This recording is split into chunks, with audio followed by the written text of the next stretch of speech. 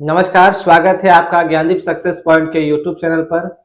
आज हम लोग कक्षा 10 के साइंस का सैंपल पेपर जो वर्ष 2024 के परीक्षा के दृष्टिकोण से काफ़ी ज़्यादा महत्वपूर्ण है, साथ ही साथ यह कई प्रतियोगिता परीक्षाओं के लिए भी महत्वपूर्ण है। तो हम लोग इस प्रैक्टिस सेट को लाए हैं। इस प्रैक्टिस सेट में कुल मिलाकर 80 प्रश्न हैं। आप सभी स्टूडेंट्स क्या करेंगे, इसको सबसे पहले 80 प्रश्नों को देखेंगे और उसमें अपना स्कोर कार्ड शेयर करेंगे कि कितना 80 में कितना प्रश्न आपका सही जा रहा है और आपकी तैयारी किस ओर जा रही है।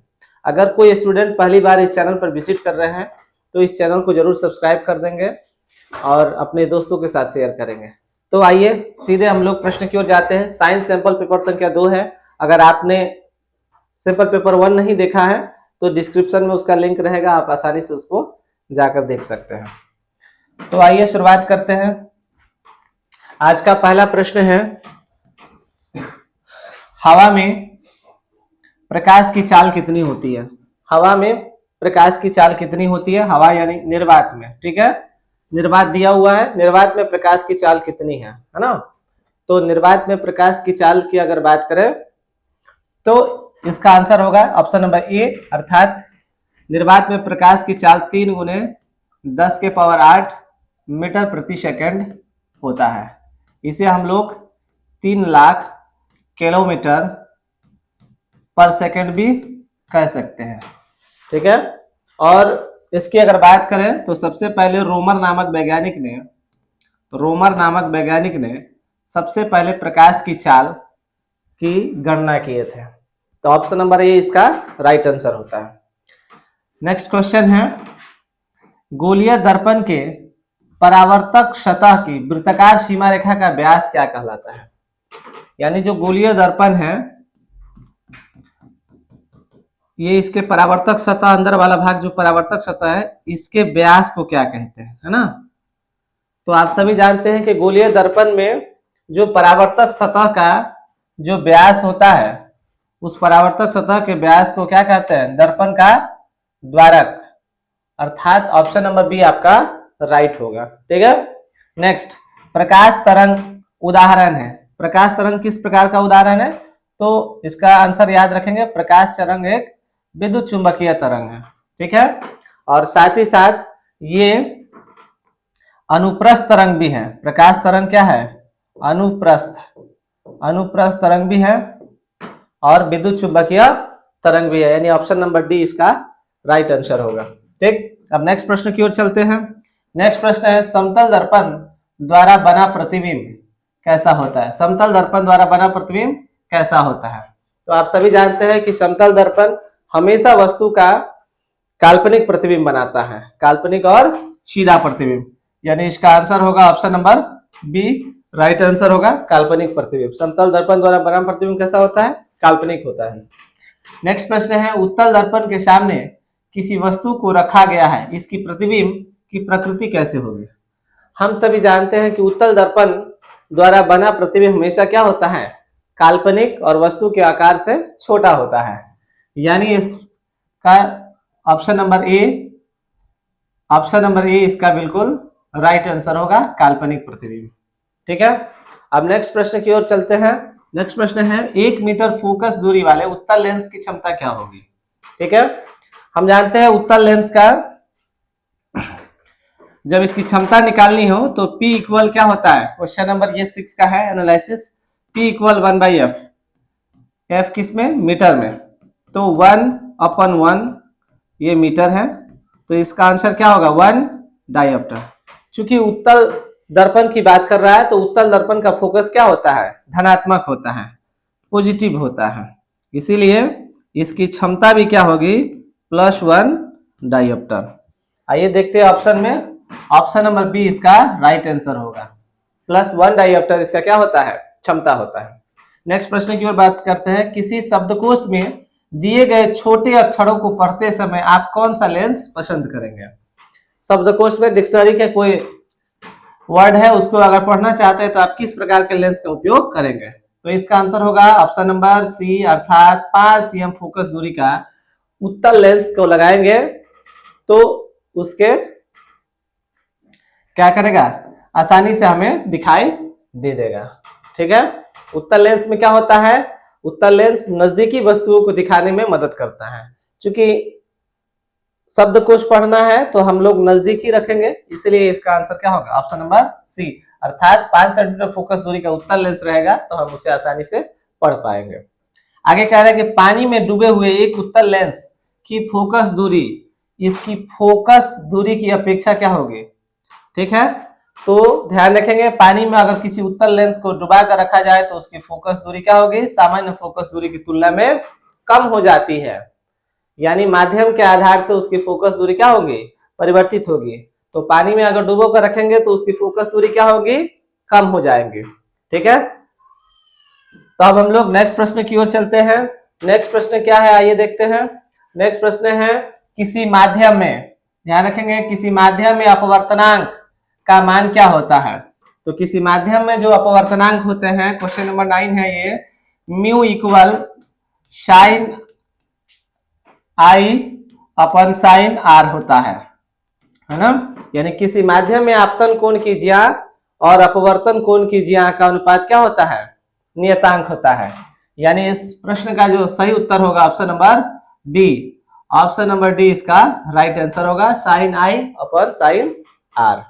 ठीक है, अब क्या करेंगे हम लोग, नेक्स्ट प्रश्न की ओर चलते हैं। निकट दृष्टि दोष में किस लेंस का उपयोग किया जाता है। तो निकट दृष्टि दोष के उपचार के लिए किस लेंस का उपयोग करेंगे। तो आप सभी जान रहे हैं कि निकट दृष्टि दोष नाम से ही निकट, निकट, इससे क्या आ रहा है, अ आ रहा है, निकट कहने से क्या आ रहा है, अ आ रहा है, आ रहा है ना, और से कौन सा लेंस होगा, अवतल। ठीक है, यानी निकट दृष्टि दोष के उपचार के लिए हम लोग किस लेंस का उपयोग करेंगे, तो सीधे याद रखेंगे अवतल, है ना, अवतल लेंस का उपयोग करेंगे। नेक्स्ट प्रश्न की ओर चलते हैं। तारों का टिमटिमाना प्रकाश की किस घटना को दर्शाता है। तारों का टिमटिमाना प्रकाश की किस घटना को दिखता है। तो प्रकाश का अपवर्तन, प्रकाश के अपवर्तन के कारण ही प्रकाश की मात्राएं कम और ज्यादा होती रहती हैं। यानी प्रकाश के अपवर्तन के कारण ही तारे क्या होते हैं, टिमटिमाते नजर आते हैं। नेक्स्ट, स्पेक्ट्रम में किस रंग किरण का झुकाव अधिक होता है। तो हम सभी जानते हैं कि स्पेक्ट्रम में जो 7 रंग प्राप्त होता है, ये सातों रंग में ऐसे करके देखेंगे तो सबसे अधिक झुकाव जो होता है, सबसे अधिक झुकाव बैगनी रंग वायलेट कलर के होती है, और सबसे कम झुकाव की अगर बात करें तो वो रेड कलर की होती है। तो प्रश्न में क्या पूछ रहा है, स्पेक्ट्रम में किस रंग के किरण का झुकाव अधिक होता है। तो आप यह ध्यान रखेंगे कि वह बैगनी कलर के रंग का झुकाव क्या है, सर्वाधिक होता है। नेक्स्ट प्रश्न की ओर चलते हैं। आंख का व्यवहार होता है, माने आंख में किस लेंस का व्यवहार होता है। तो आप सभी जानते हैं कि हमारे मानव नेत्र में उत्तल लेंस पाया जाता है। कौन सा लेंस पाया जाता है, उत्तल लेंस, यानी इसका option number B right answer होगा। ठीक है, नेक्स्ट प्रश्न है। एक विद्युत हीटर की कुंडली जिसकी प्रतिरोध 55 ओम है, प्रतिरोध कितना ओम है, 55 ओम, और उसमें 220 विभव के स्रोत से जोड़ा जाता है।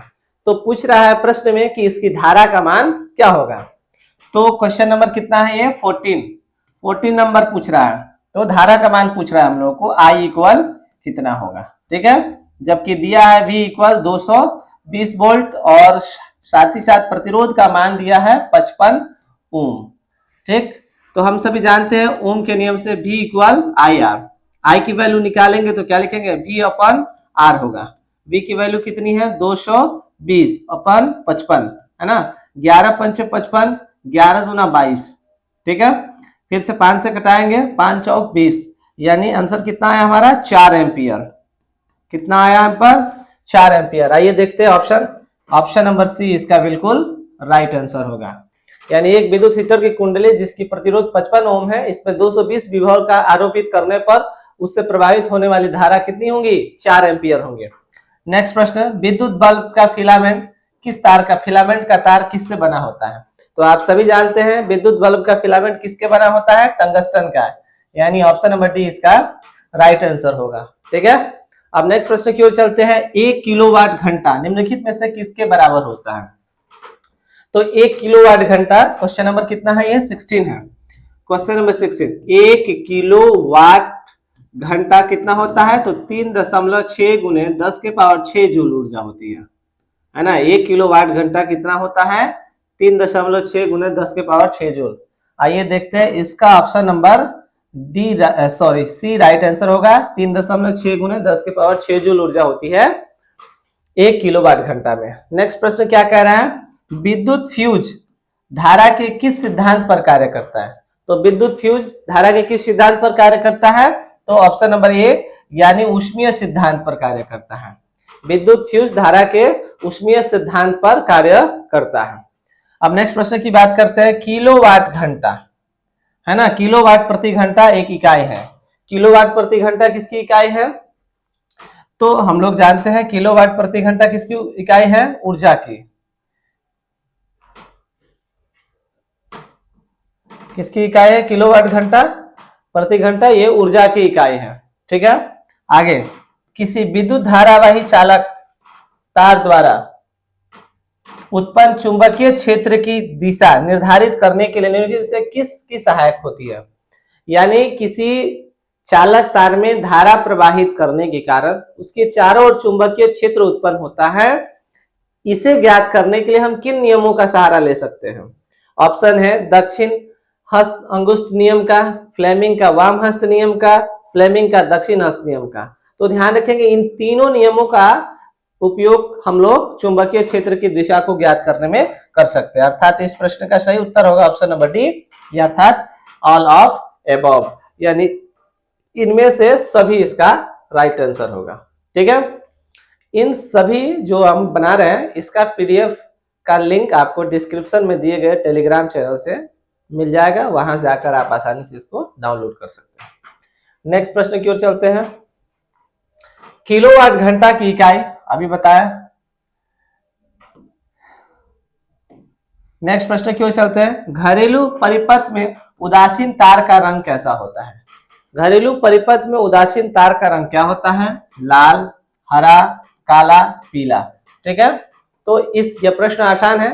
अब आप लोग इस प्रश्न का आंसर कमेंट बॉक्स में छापिएगा कि घरेलू परिपथ में जो उदासीन तार होता है उसका कलर किस प्रकार का होता है, पीला होता है, काला होता है, हरा होता है या लाल होता है। ठीक है, क्वेश्चन नंबर 20। नेक्स्ट प्रश्न की ओर चलते हैं, विद्युत लघुपथन यानी शॉर्ट सर्किट की स्थिति में परिपथ में विद्युत धारा का मान क्या होता है। तो आप जानते हैं कि जब शॉर्ट सर्किट होता है तो उस स्थिति में परिपथ से सभी प्रतिरोध का मान हट जाता है, अर्थात धारा का मान काफी ज्यादा बढ़ जाता है। तो धारा का मान क्या हो जाता है, तो ऑप्शन नंबर सी यानी बहुत अधिक बढ़ जाता है। लघुपथन की स्थिति में धारा का मान काफी ज्यादा बढ़ जाता है। अब नेक्स्ट प्रश्न की ओर चलते हैं, फ्लेमिंग के वाम हस्त नियम में बाएं हाथ की तर्जनी संकेत करती है। फ्लेमिंग के वाम हस्त नियम में बाएं हाथ की तर्जनी क्या किसकी ओर इशारा करती है, तो नंबर पहला है चालक पर आरोपित विद्युत बल की दिशा, चुंबकीय क्षेत्र की दिशा, चालक में प्रवाहित विद्युत धारा की दिशा, इनमें से कोई नहीं। ठीक है, तो फ्लेमिंग के वाम हस्त नियम में जो तर्जनी है उस पर किसकी दिशा बताती है, चुंबकीय क्षेत्र की दिशा को व्यक्त करती है। ठीक है, नेक्स्ट प्रश्न की ओर चलते हैं, भारत में उत्पादित प्रत्यावर्ती विद्युत धारा की आवृत्ति कितनी होती है। तो भारत में जो प्रवाहित विद्युत धारा की जो प्रत्यावर्ती अवधि होती है वो कितनी होती है, 50 हर्ट्ज होती है। अब हम लोग नेक्स्ट प्रश्न की ओर चलते हैं, पवन विद्युत जनित्र में पवन की चाल कम से कम कितनी होनी चाहिए, यानी पवन ऊर्जा प्राप्त करने के लिए हमें पवन की गति कितनी न्यूनतम आवश्यकता है। तो इसका आंसर होगा ऑप्शन नंबर ए, अर्थात 15 किलोमीटर प्रति घंटा की रफ्तार होनी चाहिए, जिससे कि हम आसानी से क्या कर पाएंगे, पवन ऊर्जा प्राप्त कर पाएंगे। अब नेक्स्ट प्रश्न की ओर चलते हैं।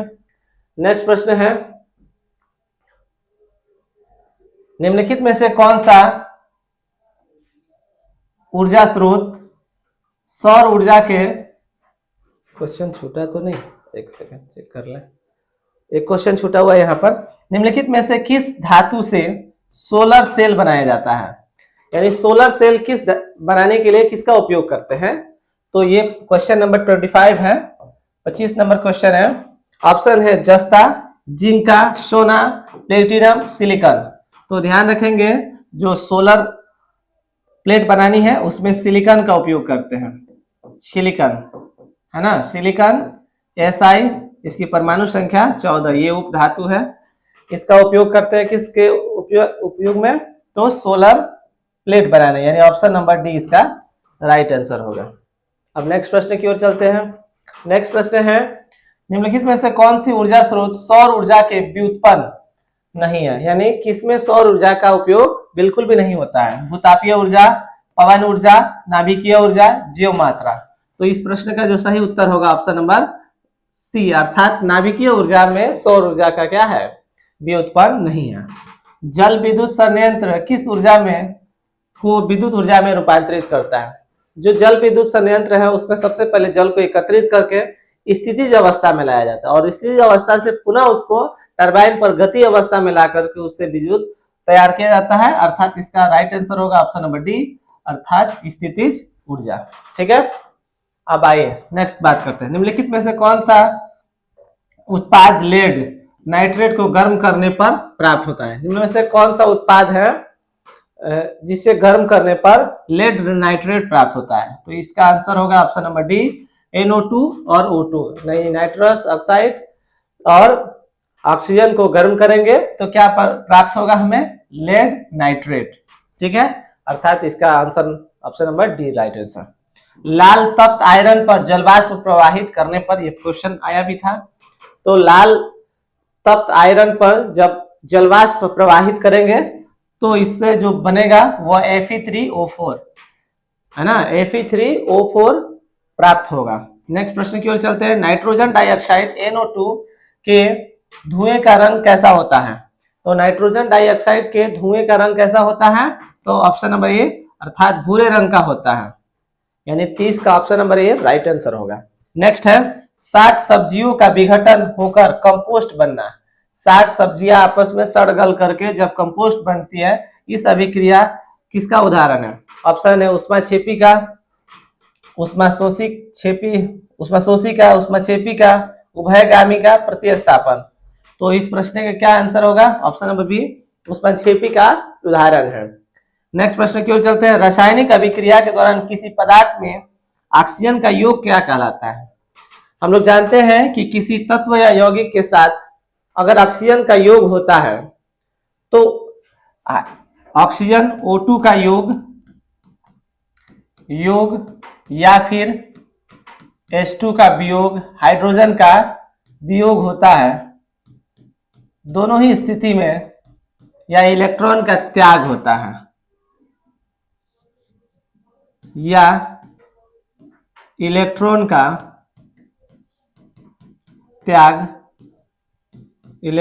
त्याग, दोनों ही स्थिति में क्या होता है, उपचयन। इसे हम लोग ऑक्सीकरण या अंग्रेजी में से ऑक्सीडेशन भी कहते हैं। ठीक है, तो इसमें क्या कह रहे हैं, रासायनिक अभिक्रिया के दौरान किसी पदार्थ में ऑक्सीजन का योग क्या कहलाता है, तो ऑप्शन नंबर ए, अर्थात उपचयन कहलाता है। क्या होगा इसका right answer, option number A, उपचयन। नेक्स्ट प्रश्न की ओर। अम्लीय विलयन का पीएच मान क्या होता है। बात किसकी कर रहा है, अम्लीय विलयन। जैसा कि हम लोग जानते हैं कि अम्ल का पीएच मान क्या होता है, 7 से कम होता है। तो देखते हैं ऑप्शन नंबर बी इसका राइट आंसर होगा, 7 से कम। अब हम लोग नेक्स्ट प्रश्न की ओर चलते हैं। संगमरमर का रासायनिक सूत्र क्या है। ठीक है, तो संगमरमर का रासायनिक सूत्र क्या है, जैसा कि हम लोग जानते हैं CaCO3, कैल्शियम कार्बोनेट। संगमरमर का रासायनिक सूत्र क्या है, CaCO3, कैल्शियम कार्बोनेट है। अब नेक्स्ट प्रश्न की ओर चलते हैं। धोबिया सोडा यानी धोवन सोडा का, वॉशिंग सोडा का रासायनिक सूत्र क्या है। वॉशिंग सोडा है ना, वॉशिंग सोडा की रासायनिक सूत्र पूछ रहा है।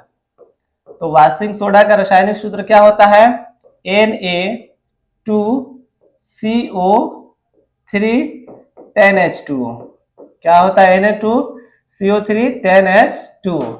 ये है आपके वॉशिंग सोडा। और बेकिंग सोडा जिसको हम लोग खाने के रूप में उपयोग करते हैं, तो बेकिंग सोडा का रासायनिक सूत्र क्या होता है? NaHCO3। ये आपके बेकिंग सोडा का रासायनिक फॉर्मूला होता है। ठीक है, अब नेक्स्ट प्रश्न की ओर चलते हैं, यानी इसका ऑप्शन नंबर क्या बी राइट आंसर होगा। ठीक है, नेक्स्ट है धातुओं की प्रकृति होती है। हम सभी जानते हैं कि धातुएं विद्युत धनात्मक होती है, धातुएं इलेक्ट्रॉन का त्याग करती है, और ठीक इसका विपरीत क्या होती है? अधातुएं इलेक्ट्रॉन को ग्रहण करती है, अर्थात वह विद्युत ऋणात्मक होती है। धातुओं में चमक पाई जाती है, धातुओं में चमक नहीं पाई जाती है। धातुएं कठोर होती है, धातुएं कठोर नहीं होती, एक्सेप्शन की कंडीशन में है।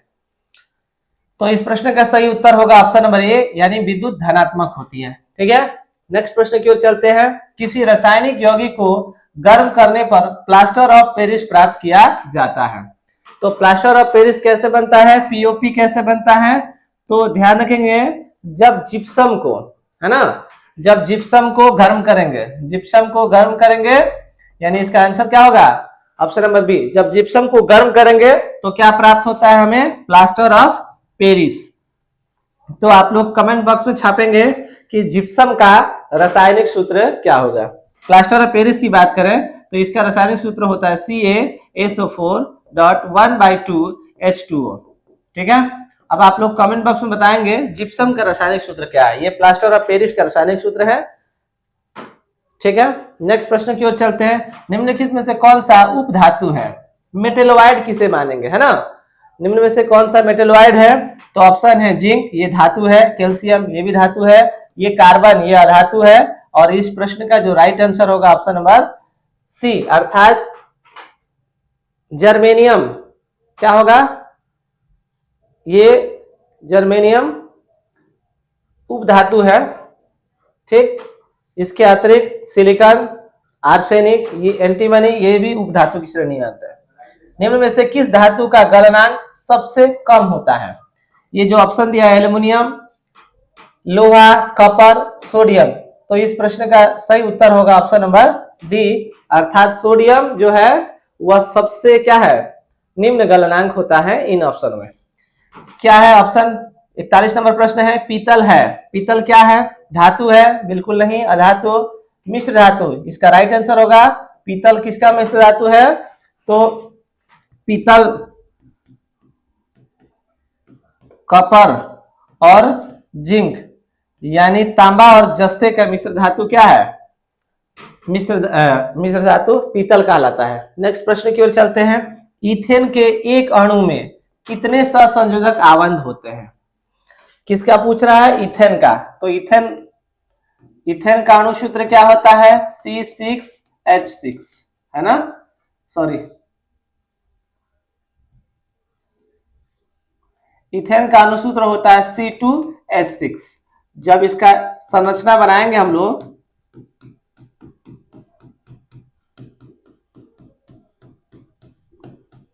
काउंट कर लिया जाए, 1 2 3 4 5 6 7, कितने मिले? 7।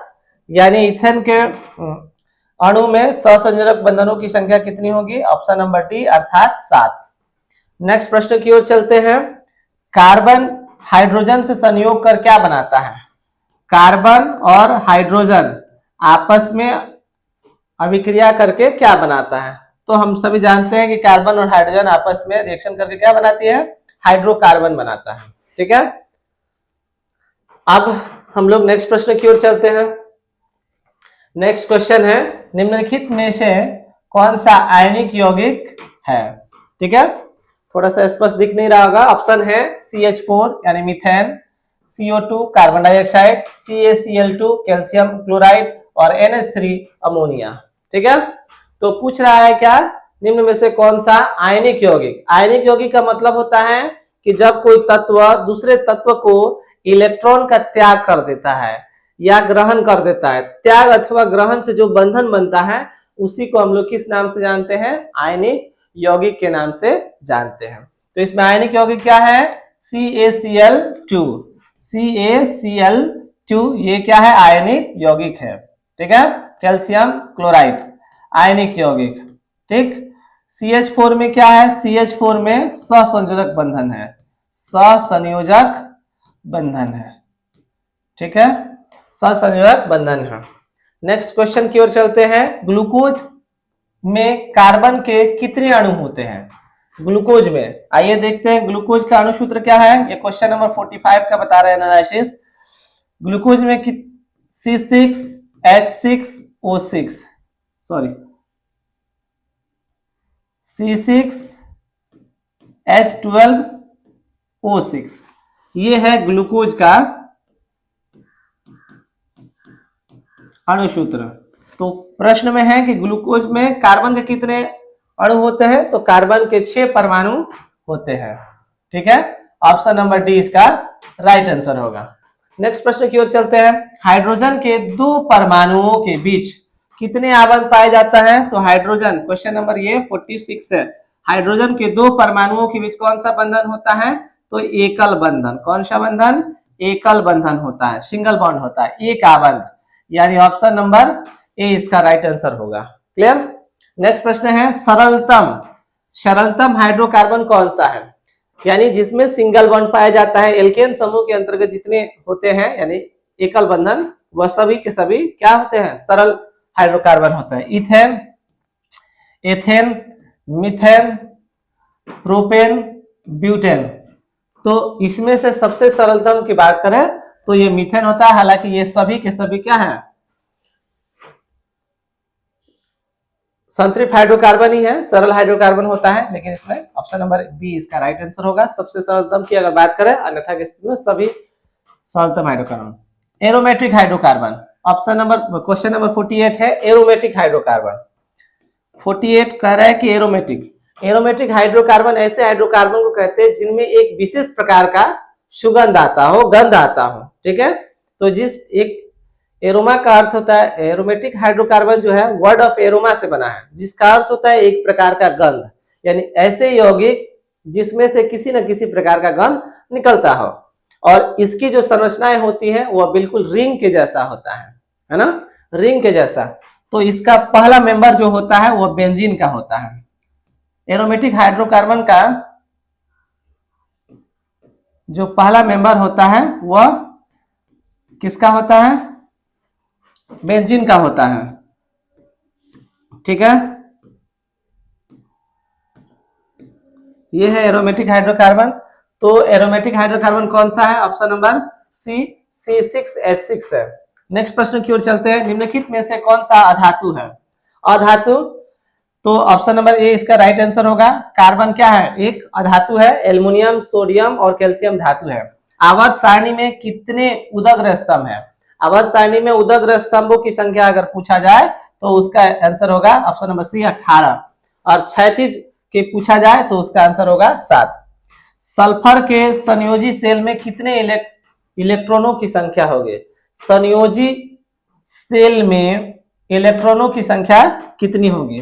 बात कर रहा है कितना नंबर? Question number 51। सल्फर में सल्फर की परमाणु संख्या कितनी होती है? 16।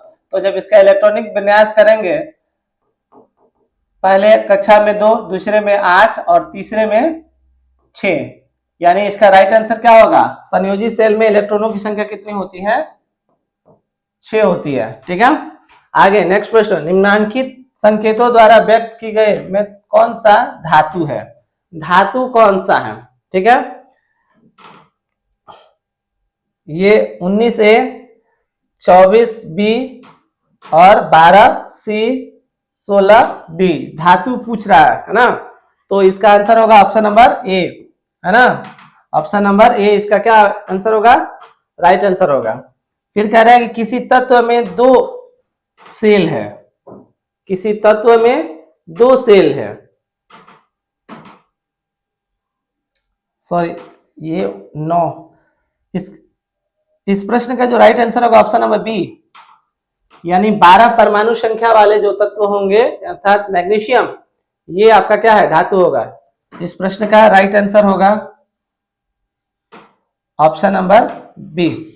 नेक्स्ट प्रश्न है किसी तत्व में 2 सेल और दोनों ही इलेक्ट्रॉन पूर्णतः भरे हुए हो, तो वह तत्व कौन सा हो सकता है? ये क्वेश्चन नंबर कितना है? 53। ध्यान से देखिएगा, 2 सेल है और दोनों ही क्या है? फुलफिल है। तो दो सेल क्या है, मान लिया कि एक के है एक एल है, इसमें के में अधिकतम 2 इलेक्ट्रॉन और एल में अधिकतम 8 इलेक्ट्रॉन, और दोनों ही फुल है, इसका मतलब 8 और 2 दोनों कितना होगा 10, और 10 इलेक्ट्रॉन किस में हो सकते हैं, नियॉन में हो सकता है, नियॉन में। तो एनी 10 इसका क्या होगा, राइट आंसर होगा, यानी ऑप्शन नंबर ई नियॉन होगा। ठीक, अब नेक्स्ट प्रश्न की ओर चलते हैं। पौधों में वाष्प उत्सर्जन, यानी पौधे अपना अपशिष्ट पदार्थ जो जलवाष्प इत्यादि होता है वो कहां से बाहर करते हैं, तो इसका आंसर होगा ऑप्शन नंबर सी, यानी पौधे अपने वाष्प उत्सर्जन की क्रियाएं जो होती है वो पत्तियों के माध्यम से बाहर निकाल लेती है। ठीक, यानी 54 का राइट आंसर होगा ऑप्शन नंबर सी। अब नेक्स्ट प्रश्न की ओर चलते हैं। नेक्स्ट प्रश्न है, पादप में जाइलम उत्तरदायी है। जाइलम किस कार्य के लिए उत्तरदायी है, तो हम सभी जानते हैं कि जाइलम जड़ से खनिज लवण को लेकर के, खनिज लवण एवं जल को लेकर के पादप के संपूर्ण हिस्से तक पहुंचाने का कार्य जाइलम करती है ना, और तैयार भोजन को पुनः सभी भागों तक पहुंचाने का कार्य कौन करता है, फ्लोएम। ये दोनों ही संवहन उत्तक का क्या है, दो पार्ट है। ठीक है, संवहन उत्तक,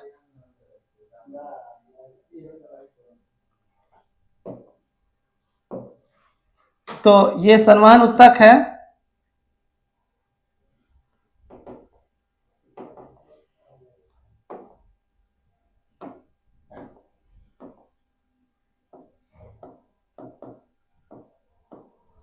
संवहन उत्तक, इसका दो पार्ट है, जाइलम और फ्लोएम।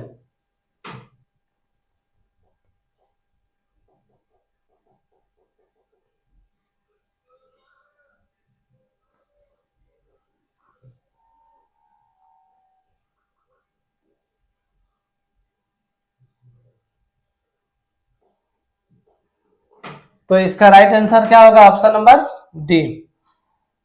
मैग्नीशियम पाया जाता है, तो मैग्नीशियम कहाँ पाया जाता है, तो ऑप्शन नंबर ए, अर्थात मैग्नीशियम क्लोरोफिल में पाया जाता है। क्लोरोफिल में कौन सा तत्व पाया जाता है, मैग्नीशियम। नेक्स्ट प्रश्न, निम्नलिखित में सबसे तेज हृदय धड़कन किसका होता है, ऑप्शन है व्हेल का, चूहा का, हाथी का और आदमी का। इसे आप लोग कमेंट बॉक्स में इसका आंसर छापेंगे क्वेश्चन नंबर 57 का, कि कौन सा सबसे तेज हृदय धड़कन किसका होता है। नेक्स्ट प्रश्न है, किस प्रकार के श्वसन से अधिक ऊर्जा मुक्त होती है। जानते हैं कि श्वसन दो प्रकार का होता है, एक वायवीय श्वसन और एक अवायवीय श्वसन। ठीक है, तो वायवीय श्वसन जो ऑक्सीजन की उपस्थिति में होता है, इसमें सबसे अधिक तकरीबन 38 एटीपी अणु तैयार होता है, जबकि अवायवीय की अगर बात करें तो इससे लगभग 2 एटीपी अणु का निर्माण होता है। तो सबसे अधिक एनर्जी किसमें मिलता है, वायवीय में मिलता है, जिसे ऑक्सीश्वसन भी हम लोग कहते हैं। स्वपोषण के लिए आवश्यक क्या है, तो स्वपोषण के लिए हम लोग जानते हैं पेड़ पौधे स्वपोषण होते हैं, स्वपोषी। तो इसके उसके कक्षाओं में, उनके पत्तियों में पर्णहरित सूर्य का प्रकाश बिल्कुल चाहिए, कार्बन डाइऑक्साइड भी चाहिए, अर्थात ऑप्शन नंबर डी इसका इनमें से सभी राइट आंसर होगा। तो 59 नंबर प्रश्न का क्या आंसर होगा, इनमें से सभी। मानव हृदय में कितने कोष्ठ होते हैं, आप जानते हैं कि मानव हृदय में 4 कोष्ठ होते हैं, एक बायां, एक बायां निलय, एक दायां आलिंद और एक दायां निलय। यानी कितने कोष्ठ होते हैं, 4 कोष्ठ होंगे। ठीक है, आप लोग कमेंट बॉक्स में छापिए, मेढक के हृदय में कितने कोष्ठक होता है, मेढक के हृदय में कितने कोष्ठक होता है। ठीक है, नेक्स्ट प्रश्न की ओर चलते हैं। मछली का श्वसन अंग क्या है, मछली किससे सांस लेती है।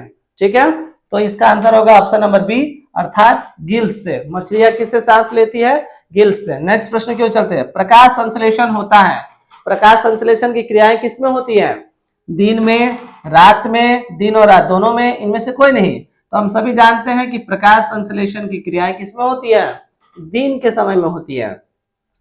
नेक्स्ट, एक वयस्क मनुष्य के कितने दांत होते हैं, एक वयस्क मनुष्य में कितने दांत होते हैं, तो आप सभी जानते हैं 32 दांत होते हैं एक वयस्क मनुष्य में।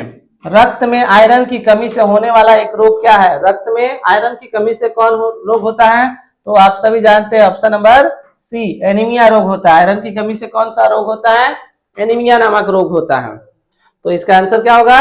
Option number C. Next question, बीजांड की ओर पराग नलिका की वृद्धि का कारण होता है हाइड्रोपोनिज्म, क्रेमोट्रोपिज्म, फोटोट्रोपिज्म और गुरुत्वानुवर्तन। गुरुत्वानुवर्तन मतलब नीचे की ओर बढ़ना, पेड़ पौधों के जड़ों का नीचे की ओर। फोटोट्रोपिज्म मतलब क्या होता है? पेड़ पौधों का प्रकाश के स्रोत की ओर मुड़ना, फोटोट्रोपिज्म। हाइड्रोपोनिज्म मतलब क्या होता है? पेड़ पौधों के जड़ों का जल के स्रोत की ओर मुड़ना, हाइड्रोपोनिज्म कहलाती है। और इस प्रश्न का जो सही उत्तर होगा ऑप्शन नंबर बी, यानी क्रेमोट्रोपिज्म। बीजांड की ओर परागनालिका की वृद्धि क्या कहलाती है? केमोट्रोपिज्म। नेक्स्ट प्रश्न की ओर चलते हैं। क्वेश्चन नंबर 66 है कि मानव शरीर में सबसे लंबी कोशिका क्या है? तो मानव शरीर की सबसे लंबी कोशिका क्या है? तंत्रिका कोशिका, और उसे हम लोग न्यूरॉन के नाम से भी जानते हैं, तंत्रिका कोशिका, यानी ऑप्शन नंबर सी इसका राइट आंसर होगा। ठीक है। नेक्स्ट, ग्वाइटर अथवा घेगापन। तो ग्वाइटर अथवा घेगारन किसके कारण होता है? तो ग्वाइटर अथवा घेगारन हमारे खाने में, भोजन में जल में आयोडीन की मात्रा अगर कम होती है तो उसके कारण हमारे घेगा या ग्वाइटर रोग होता है। नेक्स्ट प्रश्न की ओर चलते हैं। मनुष्य में पाचन क्रिया आरंभ कहाँ से होती है? तो मनुष्य में पाचन का प्रारंभ हमारे मुख से होता है। कहाँ से होता है? मुख से। ठीक है। तो इस प्रश्न का जो सही उत्तर होगा ऑप्शन नंबर बी, अर्थात मुख गुहा से, यानी मुख से ही हमारे शरीर में भोजन का पाचन आरंभ हो जाती है। नेक्स्ट, शुक्राणु का निर्माण कहाँ होता है? तो इस प्रश्न का सही उत्तर होगा ऑप्शन नंबर ए, अर्थात वृषण में। शुक्राणु का निर्माण कहाँ से होता है? वृषण में होता है। लिंग गुणसूत्र का पूर्ण जोड़ा पाया जाता है कहाँ? स्त्रियों में। ठीक है। नेक्स्ट प्रश्न की ओर चलते हैं। अलैंगिक जनन का मुकुलन विधि द्वारा होता है। अलैंगिक जनन मुकुलन विधि द्वारा अमीबा में होता है, यीस्ट में होता है, स्पाइरोगायरा में होता है, ब्रायोफाइटा में होता है। तो इस प्रश्न का सही उत्तर होगा ऑप्शन नंबर ए, अलैंगिक जनन की जो प्रक्रिया है मुकुलन विधि द्वारा, वह किस में होता है? अमीबा में होता है। निम्नलिखित में से कौन सा मादा जनन तंत्र का भाग नहीं है? मादा जनन तंत्र का भाग कौन सा नहीं है? अंडाशय है, बिल्कुल। गर्भाशय ये भी है। शुक्रवाहिका ये नहीं है, ये नर जनन अंग का भाग है, शुक्रवाहिका। और डिंब वाहिनी भी क्या है? मादा जनन अंग का ही भाग है। तो इस प्रश्न का सही उत्तर क्या होगा? Option number C. स्त्रियों में लिंग गुणसूत्र का युग्म क्या होता है? स्त्रियों में लिंग गुणसूत्र कौन सा पाया जाता है? तो हम सभी जानते हैं XX, स्त्रियों में XX लिंग गुणसूत्र पाया जाता है, जबकि पुरुषों की बात करें तो उसमें XY लिंग गुणसूत्र पाया जाता है। ठीक है। नेक्स्ट, निम्न में से कौन बौने पौधे को दर्शाता है? बौना पौधा कौन दिखा रहा है? तो जो स्मॉल में लिखा हुआ है TT, ये बौने पौधों को, ये मेंडल के प्रभाविता के नियम से स्पष्ट हो जाएगा कि ये जो TT लिखा हुआ है स्मॉल में, ये बौने पौधे को प्रदर्शित कर रहा है। किसी जीव की जीनों की संरचना क्या कहलाती है? जीवों की संरचना क्या कहलाती है? जीनोटाइप कहलाती है। किसी जीव में जीनों की संरचना क्या कहलाती है? जीनोटाइप कहलाती है। समजात अंग का उदाहरण क्या है? समजात अंग, समजात अंग